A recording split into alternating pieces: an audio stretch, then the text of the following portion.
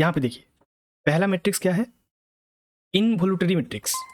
Involutory matrix, तो इसका definition क्या बोल रहा है देखिए, a matrix is said to be involutory if, यहाँ पे एक कंडीशन गिवन है। क्या कंडीशन है, ए square equal to 1। A square मतलब ये मैट्रिक्स अगर खुद के साथ मल्टीप्लाई होगा, मतलब अगर स्क्वायर करेंगे, समझ लीजिए यहाँ पे ये मैट्रिक्स ए है और इसको अगर स्क्वायर करेंगे तभी इसका वैल्यू 1 कितना आना चाहिए, 1 आना चाहिए। तो इसको बोलते हैं इनवॉल्यूटरी मैट्रिक्स। यहाँ पे देखिए अगर इसको हम सॉल्व भी करते हैं तो इसका वैल्यू देखिए क्या आएगा, 1 आएगा। चलिए सॉल्व करते हैं।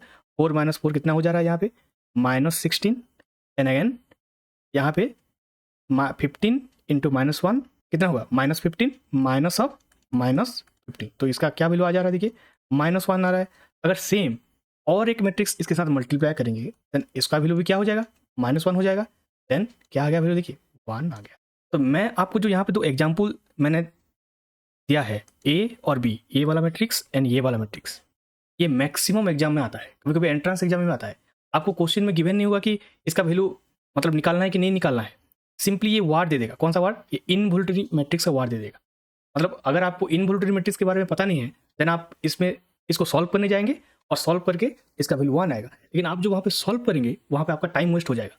और किसी भी एग्जाम में, चाहे वो नॉर्मल एग्जाम हो, चाहे वो स्कूल का एग्जाम हो, चाहे वो कॉलेज का एग्जाम हो, कि चाहे वो एंट्रेंस एग्जाम हो, time is the most valuable things. Time अगर आप मैनेज करके एग्जाम में क्वेश्चन सॉल्व नहीं करेंगे देन जितना भी आपको पढ़ाई में मतलब रिजल्ट आना चाहिए वो कभी भी नहीं आएगा। और आपको जितने भी रिवीजन आप एग्जाम के लिए किए हैं, अगर टाइम अच्छे से मैनेज नहीं कर पाएंगे एग्जाम हॉल में देन वो एग्जाम देने का कोई फायदा नहीं है। इसलिए ये 2 एग्जाम्पल मैंने जो दिया है 2 मैट्रिक्स का, इसको थोड़ा ट्राई कीजिए याद करने के लिए। अगर इस टाइप का आता है और इससे थोड़ा सिमिलर आता है तो पहले माइंड में क्या आना चाहिए कि ये इनवॉल्यूटरी मैट्रिक्स हो सकता है कि नहीं हो सकता है। अगर हो सकता है तब इसका वैल्यू क्या हो जाएगा, 1 हो जाएगा। तो आगे सॉल्व करने की जरूरत नहीं है, बस 1 वैल्यू पुट करके आप आगे मतलब प्रोसीड कर सकते हैं। सिमिलरली नेक्स्ट एक एग्जाम्पल देखिए, नीलपोटेंट मैट्रिक्स। इसके साथ काफी मिलता जुलता है, लेकिन यहाँ पे क्या हो जाएगा, एक जो कंडीशन है, ए square matrix is said to be nilpotent matrix if the product of the matrix with itself is equal to a null matrix. Null matrix मतलब क्या है, 0, इसमें कोई भी वैल्यू प्रेजेंट नहीं रहता और सिंपली हम बोल सकते हैं उसको 0 बोल सकते हैं। In simple words, a square matrix a order n cross n is said to be nilpotent if, कौन सा कंडीशन होना चाहिए, ये कंडीशन, ए के इक्वल टू 0 और a to the power k equal to 0 भी बोल सकते हैं। तो देखिए यहाँ पे क्या हो जाएगा, n क्रॉस n मतलब यहाँ पे जो दिया है पहला n क्रॉस n मतलब same number of row and same number of क्या होना चाहिए, कॉलम होना चाहिए। इस टाइप ऑफ मैट्रिक्स में ही ये रूल लागू होता है और इस टाइप हम मतलब बोल सकते हैं नीलपोटेंट मैट्रिक्स बोल सकते हैं। अगर इसका number of row number of column अलग अलग है देन नीलपोटेंट मैट्रिक्स कैटेगरी में नहीं आएगा। तो यहाँ पे देखिए कोई एक एग्जाम्पल दिया है, 2 1 -4 -2।